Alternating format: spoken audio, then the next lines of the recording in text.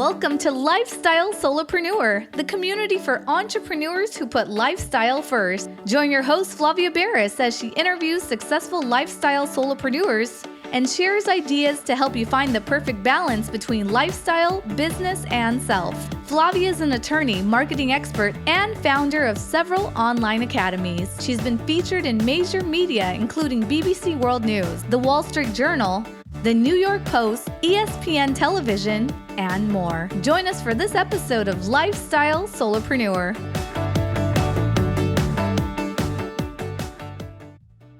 Hey, Lifestyle Solopreneurs. Today we get to speak with Zach Zimmer. He was busy climbing the corporate ladder, getting 4 weeks of vacation per year, sounds familiar, until he changed his mindset and actions.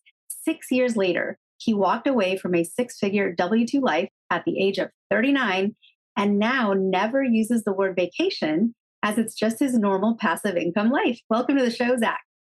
Hey, thanks for having me. Your whole aura, name, focus of the show is what I love to talk about and preach and try and get others to get on the same mindset of living their life.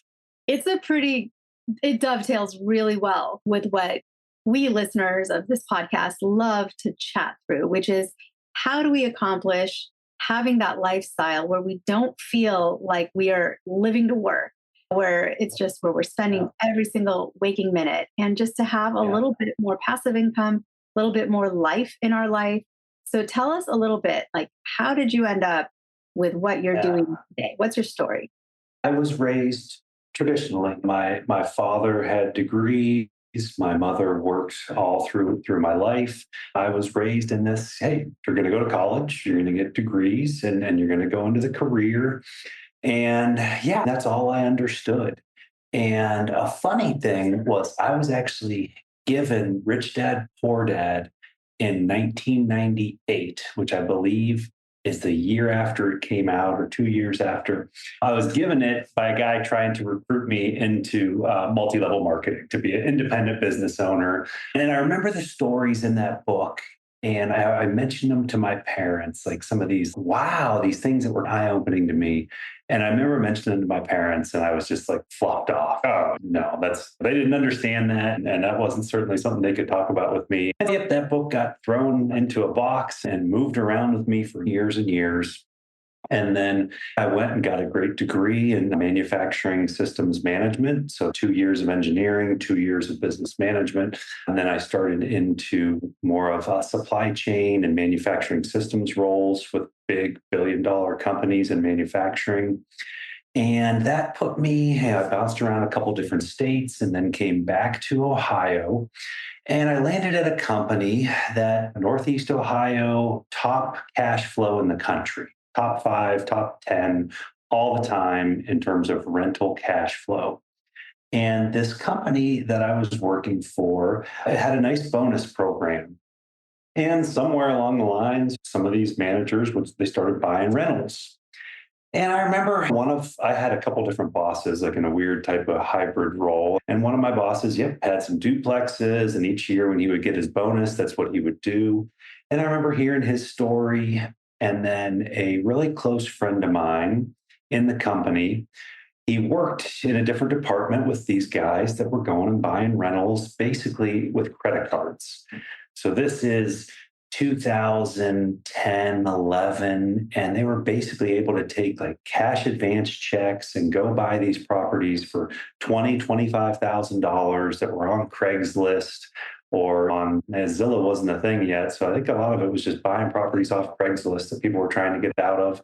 And then they basically could buy them with that credit card advance check, throw some money into it to rehab it, and then take it to a lender that would go and appraise that at $45,000. And they would pay off their credit card advance and pocket $5,000 and then cash flow. And I remember hearing about these and I was like, wow, that kind of reminds me of that book. And I circled back to Rich Dad, Poor Dad. I had moved that book around through college and some houses and states and still had it and read that story and that whole parable again and was like, something different, something to get into. And at that time, we were living the traditional path. We had just gotten married. So we were the traditional dinks, your double income, no kids. And every time we got a raise or a promotion, what do? You spend it, right? New furniture, redo the patio, do this, do that. You increase your costs as more money would come in. You never thought about investing it. And so I needed money to get into real estate. And I remember going to my dad and saying, hey, I found this duplex in Canton City. And I ran the numbers. I remember going to him for a loan and showing it all to him. And he turned me down. Said, nope, that's not a good place to put your money. And no, you need to just focus on your career and not get distracted. You just got married and this and that. So I remember thinking, my dad he doesn't get it, doesn't know what he's doing. And so fortunately, I'm very grateful that he did turn me down, because that was like a D class area duplex that could have ruined my whole appetite for investing had I gotten into that. But fast forward about 3 or 4 months, and I did get my bonus as an engineering manager there, which was about $20,000. And this is 2012. And I remember I had pivoted more looking into single families, as that's what my friends in the company were doing. And I found 2 single families. I originally found one and had already talked to Huntington about getting a loan and using my bonus money as the down payment. And they were like, oh, yeah, yep, you guys have great income. And after I'd gotten that first property under contract for 50,000, a day or two later, another one, 2 or 3 blocks came up, and I called Huntington. Hey, could I buy 2? Oh yeah, and they laughed like, "Yep, as many as you want to buy. You guys are great. We had great W-2 income, which the banks love." And so that was it. So that was, people ask, how did I get here? How much decisions? That was the main critical decision, to take that risk and not just go take that $20,000 and take an amazing vacation or upgrade a car or do something different to the house. We took that $20,000 and we bought 2 single-family properties in Akron, a $40,000 house and a $50,000 house, with Huntington loans. And I thought that was it. Hey, we spent the money. We got these 2 great properties. We're about to have a child. We're going to cash flow about $600 to $700 a month between the 2 of them. That's going to pay for our weekends. And then in 18 years, I can sell these houses, and that's going to cover at least half, maybe, who knows, maybe all of college for our child that was about to be born. And so I was like, man, that's great. Our weekends are covered, and I don't have to worry about saving for college. And that was all I thought it could be. And so that was the rest of 2012 of just, hey, this is it. We got 2 rentals. Let's continue focusing on my career and bleeding for the company and getting into the office at 6:30 and working 9, 10 hour day and coming home at night and kids. And finally, somewhere probably in 2012, 2013, is where I started to find more online content, as well as still hearing the stories of those at work, of continuing to proliferate and build the model. And I found local lenders, we call them portfolio lenders, your community banks, your 3, 6, 7 branch banks covering your state and maybe the next state. And they love investing in local cheap properties, whereas you can't go to Chase and get a $50,000 mortgage. And Huntington had a limit on how many they would do. And these community banks would also finance the rehab, which at that time, we didn't have a lot of cash to throw at properties. So taking these loans with the community banks where they would finance the rehab and give me the money up front as long as it was going to appraise, became how I bought the next probably 4 or 5 single families in 2013. And through there, still a lot of struggles and learning of contractors and agents and how to manage these properties. And that's where I found rent to own, which is, I love that model. I still do it today. And I find a different type of mentality of tenant that allows me to live the passive life, as I talk about now. But that's an owner-occupant mentality, not a transient mentality, that allows that rental to be more passive. They know they're responsible for taking care of it. And you just have a different mindset of how they treat the property. And so that helped to mate and create passivity out of a rental business to allow me to still focus on the career and build this whole thing as like a snowball on the side, right? Not touching that, living off the job. And so between like Bigger Pockets was a great learning resource. And so over the next 4 years, I bought over 50 single family homes and put them into rent to own options here in Northeast Ohio that quickly about 3x'd my income as a director of continuous improvement in the corporate world.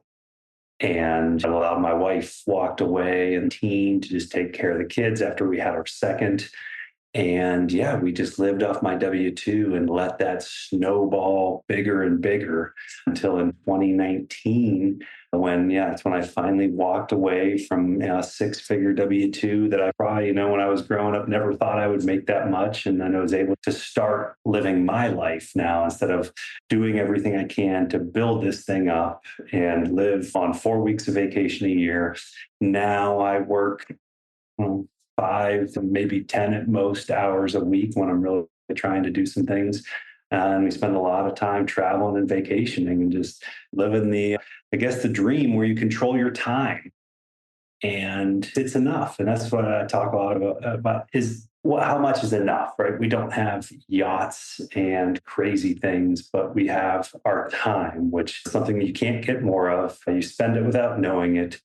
And so to own our time and not have any stress is like the pinnacle of life, regardless of how much income is coming in. When you have so that was a lot. That was a lot. No, when you have a family, having that freedom to spend time together versus always being at work, which is what a lot of families today have to do, either with one or both parents working a lot of times, sometimes more than one job. So it's really inspirational and motivating. I think a lot of us listening to you are thinking, wow, you make it sound so easy. And I know it's simple, but not necessarily easy. So that's exactly what I say too. And people don't understand the difference until they really think about it. What I did was simple, but it took some initial risk and it took continuous action. You have to find your niche, and it's not rentals for everybody, right? People in San Diego, right? I'm sure you can't find rentals that cash flow very well because of how expensive things are there, because occupant owners want to live there. But you come to the Midwest where you have a lot higher percentage of folks that have to live here but can't get loans. And so they have to rent. And so in other markets, you have to find a different type of niche. And that may be something online, affiliate marketing, selling products, but you got to find your niche and just continuous, like Grant Cardone says. And Grant Cardone, very boisterous, very offensive in certain realms and terms. His books, 10X and Boba, Be Obsessed or Be Average, are some of the most motivating lessons for you to really put your foot on the gas and hustle and work harder than you ever have to then get to a point where then you can live. It's people hear passive income, and there's always this illusion that passive income means something that you were able to just accomplish passively from day one. And I always have to tell people, no, passive income is an after effect, right? Once the engine's purring. But for anyone that's ever had a vintage car or something where you use what's called the choke, and I know a lot of younger listeners are thinking, I don't even drive a stick shift, right? But if for another examples, we used to have this one lawnmower that was gas powered, and you had a little pull cord, and you had to pull and pull. A little frustrating, but still eventually turned on. We're frugal too. We're not going to throw away a lawnmower just because it makes us pull that cord a few times. But it's work, right? Your heart rate would be up, but then it would just purr on and it would stay on and be a great thing. And passive income is sometimes like that. There's this upfront hard work that a lot of people can't do. Like they don't know what to do, or they don't want to spend that much work because they don't really know what's at the other end of it. So what do you do? Because you're on here talking about this, right? You could have easily done all of this and just stayed very private and never really talked about it to anyone. Like even your own family and friends don't necessarily have to know, but you're out here talking about it. What's your motivation? So for 4 years, I goofed off. I did nothing. So from 2019 until, well, not really 49, just until the beginning of this year, I didn't talk about it. Besides my friends, my local friends, and I'm very close with guys that are also, whether they're passive or still active, but guys in real estate, guys doing big things in construction. But I never talked about it. And when I left the workforce, I was an extrovert. 2019, I was an extrovert, right? I ran large departments, 15, 20 engineers. I traveled around the country. I had engineers in different plants.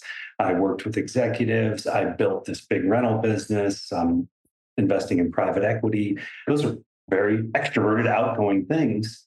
And then 2019, so when I walked away from the job, then boom, immediately COVID, right? 6 months later, was that, I think 6, 8 months later, and those two things, like I became so protective of my phone, my calendar, right? My calendar used to be double and triple booked. I didn't want to book anything in my calendar. People would want to have a meeting with me. And I'd be like, just give me your phone number. I'll give you a call sometime. And because I don't want to put something in my calendar. I don't know if I want to golf, if I want to go shooting, if I want to be traveling. I don't know. Do I just want to be working out and doing my red light therapy and hot tubbing, right? My self-care stuff. So I became, and then COVID just made it so worse. Like I became very introverted. And I went to a mastermind because I knew I needed to get out and start doing something. All I was doing was having fun and moving money around, right? Investing in private equity, selling a rental, buying a new rental. And I went to this mastermind and we did I know Tony Robbins does it. I don't know if he started, but this circle of life, this life wheel exercise where it's a spider diagram, you rate yourself from 0 to 10 in all these aspects of your life. And it's like faith and fitness and family, marriage and impact and wealth and all these things. And I scored myself very low it was like contribution. Like, what am I doing to help others? What am I doing to impact, contribute to society? And I scored myself very low. I'm like, I know I've known this. I want to do something. I tried to get that feeling through partnering with folks through like 2020 to 2023. And a lot of the partnerships went south, mostly people just trying to get to where I was even faster and skip steps as I'm trying to coach them to be a good steward because I'm providing them money and trying to teach a flipper or a wholesaler, or trying to work with real estate guys that want to be active while I want to be passive. But the partnerships didn't go the way they just went south and they didn't give me that feeling. And so at this mastermind is where folks told me, like, Zach, why aren't you sharing your story? Why aren't you coaching? Why aren't you podcasting? Why aren't you doing any of those things? And I was like, oh, it sounds like work. I don't want to do work. And if I have all these students, aren't I accountable if their deal starts falling apart Friday at 6 o'clock, or on the weekend and I'm at Disney with my kids, or I'm traveling? Like, I don't want to have to be accountable. And through talking to folks that are large scale real estate coaches, influencers, successful in real estate, through talking through a lot of them, they got me to understand that no, it's about helping others, not being an accountable like manager to them. And so that's where I was asked to go speak at a conference. And at first I was like, no, I'm going to be in Florida a week prior. I'm going to Costa Rica 2 weeks later. No, I'm not going to do it. And before I could text that message, it just hit me like, Zach, you're just going to keep getting the same result if you keep doing the same thing. If you keep being somewhat selfish and just living my life with my friends and family and not still trying to contribute, since I am still young and have a lot to do. So that's when I said, yeah, I'll come and speak. And okay, if I'm going to speak, I got to have a way to capture interest. So I should have a website. And then that's when a couple of folks like, why aren't you doing a podcast? And so I started the Passive Income Life podcast. And now there's a coaching group. And now just trying to teach the story of getting away, an avenue that I have very familiar with, of how to get your life back and how to control instead of being in this I kind of chuckle whenever I'm out on the road early in the morning. Normally it's only for flight or for golf, but I see these people in their dress clothes racing, right? Speeding to get to the office. And I'm just like, man, I remember that used to be me. That was me at 6 a.m. speeding to the office, trying to be the first one there to look the best and show that I was bleeding for the company. And now it's just such a foreign thing to me that just seems crazy. What a shift. What a change. So who's your typical student? Because there's a lot of people that teach real estate, or you've named a couple books, great books. Yep. There's so many people out there teaching some of these concepts, but then students tend to gravitate towards just the person they have the best fit with. I think, who's the best fit for you? Like when you look at all your different students that come to you, is there any commonality at all, or is it completely all over the place? It's someone with experience. I teach the passive income life and I teach advanced. I see, and I hate using these terms like advanced, like a guy who's very well known in real estate space, influencing space, teaching, coaching. I kept saying, you're an advanced investor. You got to come in and create an advanced investor course. And everything's relative. Like I don't see myself as an advanced investor. I look at people who are moving millions and tens of millions of dollars in big commercial and multifamily building. Like those are advanced investors, but it's all relative. My student, the person who's probably going to get the most from me is someone who knows how to buy real estate. They are just not good at scaling, at systems, at understanding what real estate can do.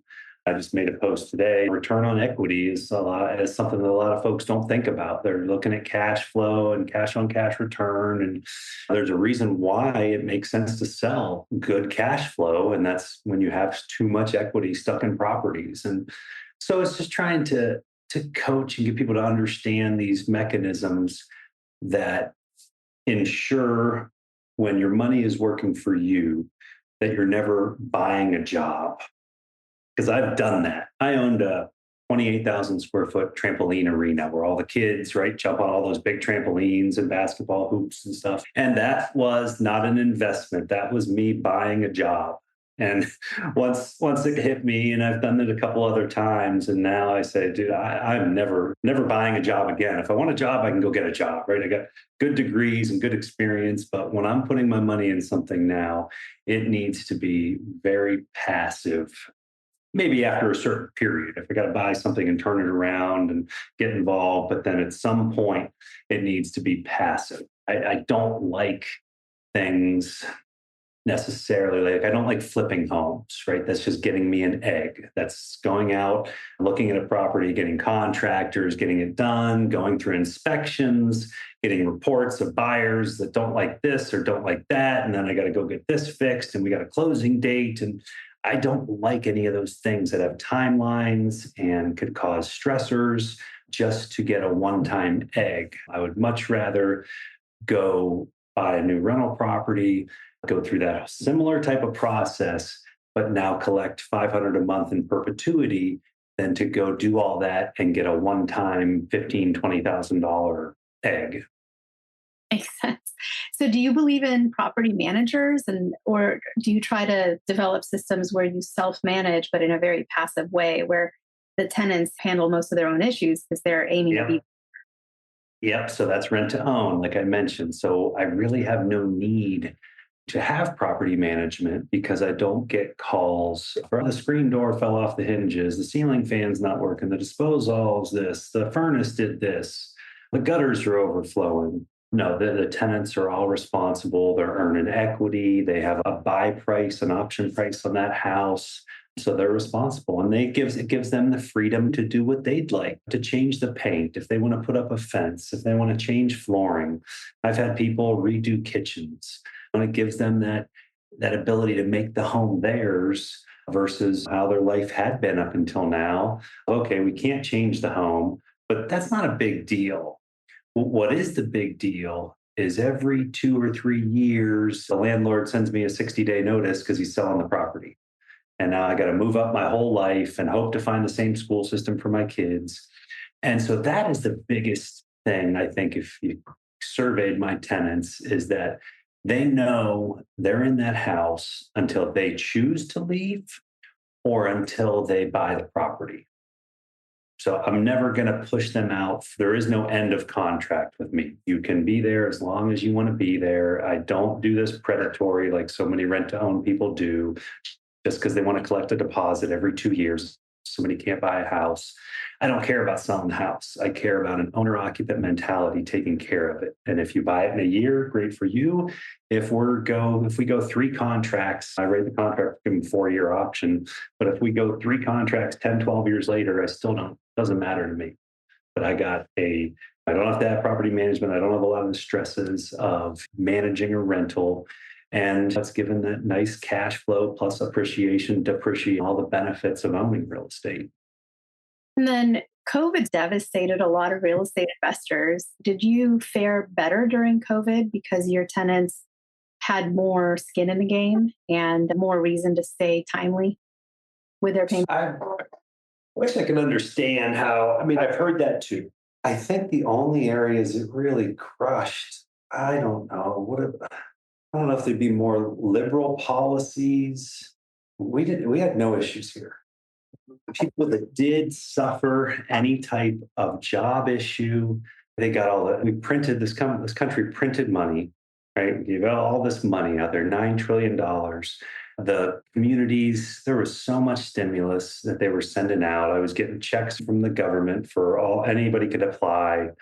And just, I don't even know how they had to show evidence of job impact. But yeah, I must have done 15 or 20 applications for a CARES Act, which was people they were getting their rent paid for because of issues. And some of these folks didn't even lose their jobs. Like I said, I don't know what the requirements were, but yeah, it wasn't bad at all. And COVID as a whole, or let's just say the $9 trillion stimulus as a whole, was enormous for folks who owned assets. I don't know if it's a dichotomy when the government prints money and folks getting the money feel good about it. It's truly the folks who own assets that benefit when the government prints money. It doesn't help the people that got the money.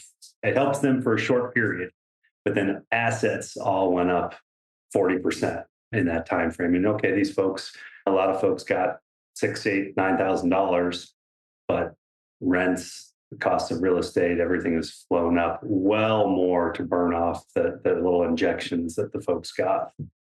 True. Even in markets that traditionally don't see big appreciation bubbles in the last few years, even markets have seen huge bumps in just the pricing of homes, which actually puts them even more out of reach for people to buy them and keeps that renter pool even stronger, in my opinion. But there's definitely. Yeah, I was just writing a post about this is not an area, like you don't come to Ohio to invest for appreciation, right? I know what I teach and coach, and I have some turnkey providers that I recommend, and you come here for cash flow.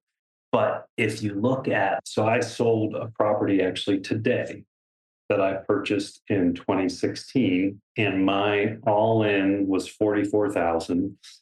And let's say we didn't do a lot of work there, but let's just say it was really worth 70 back then, which is probably fair. Yeah, I made some money in creating the value of fixing the property, but let's say it was worth 70 in 2016, sold right for 120 today. So that's 7% annualized appreciation, which is crazy. We know it didn't happen every year. We got 40% or 50% because of printing $9 billion. But it just goes to say, even in the Midwest, like you will still get good appreciation when inflation happens, when you still have a strong job market and kids moving out of parents' homes, and it's still out there. You don't have to go to great areas like yours, San Diego, to get good appreciation. You can still find it in the Midwest. Amazing. I could talk for hours because, as everyone listening probably knows, I'm really into real estate. So I could chat. But I want to respect your time. And I know listeners have to also finish up their commute, their workout, wherever they're listening to this and joining us. So where do people connect with you if they want to learn more about your coaching programs and what you're up to? And pitch again that great podcast that you host where we should all listen in and tune in. Yeah, so everything is going to be at real, REAL, realzachzimmer.com. So somebody already had zachzimmer.com, so it had to be realzachzimmer.com. So that's where everything is at. The podcast is also on there, but that is The Passive Income Life with Zach Zimmer. So that's on Spotify and iTunes. But yeah, they can listen to my journey. And then I do talk about all sorts of other investments I've been in, as well as how I've lost nearly $1 million in private equity and just all things that were supposed to be so great and passive. So I talk about my scale around how active versus passive versus risk versus return. It's this whole kind of three-way scale to be considering as you're looking how you invest your time and how you invest your money to try to get to this life.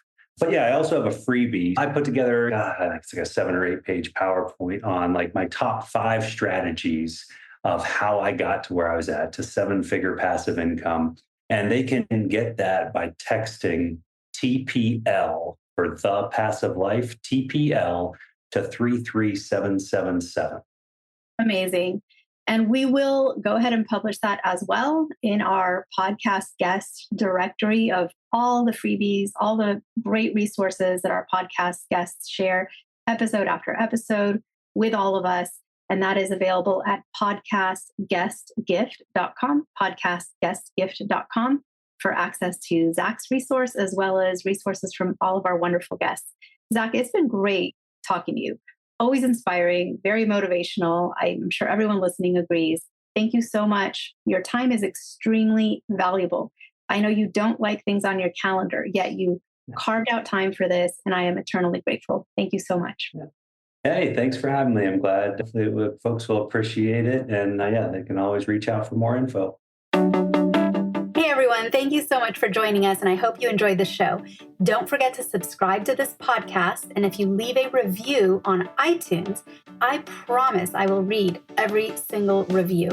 If you know someone who makes a full-time living from part-time work, and maybe this is you, please visit lifestylesolopreneur.com to nominate a guest or to nominate yourself. Because remember this, money doesn't buy happiness. But money in the hands of a happy person, there is no greater tool. Today's episode was brought to you by the Get Shift Done program. It's a lifestyle-changing online class to help you define your business and lifestyle ambitions and to set goals in a way you've never experienced before. This class will 10x your daily productivity with methods that will blow your mind. And if you use the coupon code podcast, the class tuition is 99% off. Visit GetShiftDone.com to enroll today.